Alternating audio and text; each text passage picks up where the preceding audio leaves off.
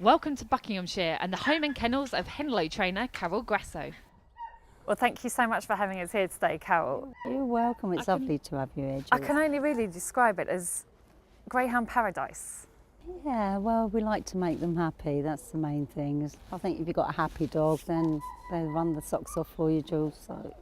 And the impression I get is that being here and seeing the dogs happy makes you happy. Oh, absolutely. That's what I do it for. Just love to see happy dogs, and I just love the dogs. So you've got 8 racers in a racing block, but then Yes. you've also got 12 retires. They outnumber the racers. they do indeed. Why is that? I just don't like to let them go. No, obviously, if we find them good homes, they go. We get them all spayed and castrated. Obviously, I'd like to get them rehomed so they're on somebody's sofa, but they come in and they lay with a whippet. We try to sort of do the best we can with them, so it sort of sets them up for when they do find a home, or if not, they stay here with me.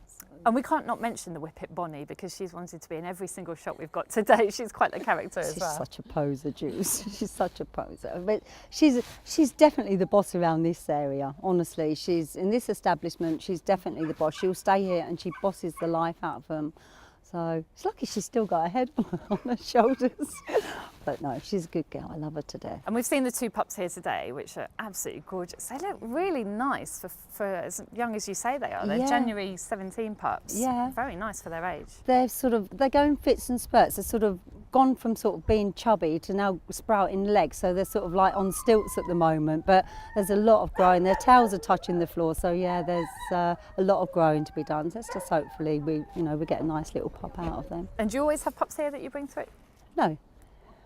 This is a bit of a new thing for you. Yeah, I mean, we've bred a couple of litters, but you know me, hook, line and sinker, they never sell them, they always stay. So hence the reason why we have a lot of retired dogs. But these ones, I mean, they'll be staying anyway.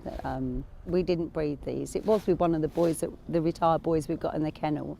He was bred from Kinloch Bray, so he went with a marathon bitch. So hopefully, we'll have a bit of early pace and something with a bit of stamina as well. Do you like doing the pups?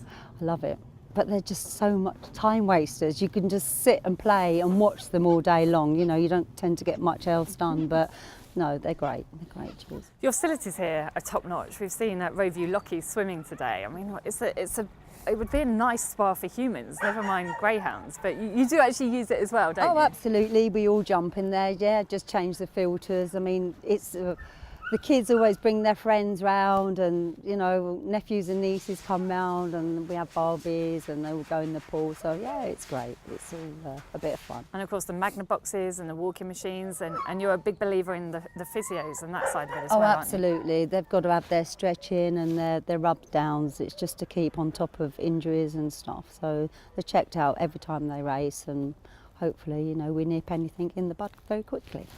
And there's tons of space here for them. So essentially you've got 20 dogs, 8 racers, 12 retires. You've got 12 paddocks and a big field as well. We have indeed, yeah. They've got to have exercise. I mean, they get their walks in the morning and the afternoon. We try to get the racers done in the morning, so they get their walks paddocked in the afternoon. And then the retired ones, when the others come in of the afternoon, they all out with the retired ones. So they all get to have a walk, so we just rotate it. So let's talk about the new RPG TV dog, which many of the presenters and pundits have bought into. He's aptly named Clive, after our producer, of course, Clive Lawrence. He's a shy type, isn't he, at the moment? Yes, he's actually a lot better than he was. When he first came, he was very, very shy, but he's now getting the hang of things and knowing sort of like the routines and stuff. I mean, and he's fine with us, but he's just strangers. But once he's been here for a while, and the amount of people we have coming through the gate, Jules, he will not dislike anybody. So hopefully, he'll grow a pair, as they say. So how do you settle a dog in?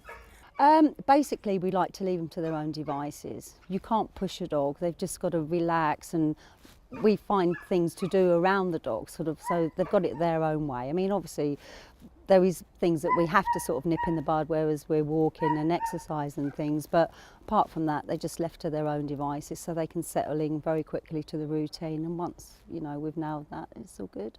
So where did Clive come from, and what are we expecting of him? Oh, well, it'd be nice to expect great things from him. I sort of spoke to Rachel Wheeler, because we've had a dog from Rachel before, and people sort of say Rachel's got a good dog, so I rang Rachel. She passed me on to somebody called John O'Sullivan in Ireland, and he acquired the dog from a guy called Alan Britton, I think. So, you know, I see him racing. He was running an unraced stake at Clonmel, and he sort of came third, and then he was obviously withdrawn because I purchased him for RPG TV.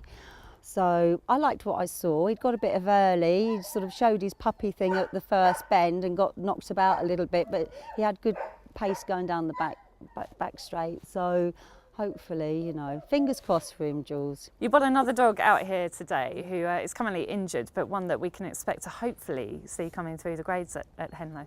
Yes, I mean, he's called Wine Tavern Vic. He belongs to Mick Freshwater. He was favourite to win the unraced stake as well, but he got knocked over at the first bend. So when he came here, he'd got a bit of a shoulder injury, so he's off for 6 weeks. But he looks like he's a nice sprinty type. Hopefully one to keep an eye on. Another beautiful blue dog you've got here, which is probably the best dog in the kennel, is Idle Talker. Actually caused you a bit of a mishap recently on RPG TV. Oh yeah, my beastie boy. He's my nemesis, that dog. He's so strong and sort of, he's already been running out of the 4 to 8, so he was pulling me to go over into the boxes. So I thought, no, let's get behind the 460s traps and try and calm him down. But unfortunately, I was straddled over the top of him and sort of talking to him and rubbing him down, and he backed in between, sort of back between my legs. So then what I did was took my leg off, and he'd caught me on the hop and just took off, sort of 0 to 20 in 2 seconds, and I've smashed into the traps and done my tendons in my arm and battered and bruised, but yeah, it's a good job. I've been knocked over by a car, Jules, so the traps is no competition for me. You still love him anyway, we've seen that today. Absolutely, All is forgiven, but he's in a really good vein of form at the moment. Yeah, he's had a hat trick, so I'd like the shorter distance for him, but we're going to try and build up his stamina, perhaps drop him down a kilo and sort of build up some stamina, see if we can get him to stay maybe a 480 or something. I mean, he does stay good. He's done about a 27.56 round Henlow, which is not bad because he was just tiring on the run-in, but he does carry a lot of weight, but I think that just helps him out the boxes and gets him around that first bend in front.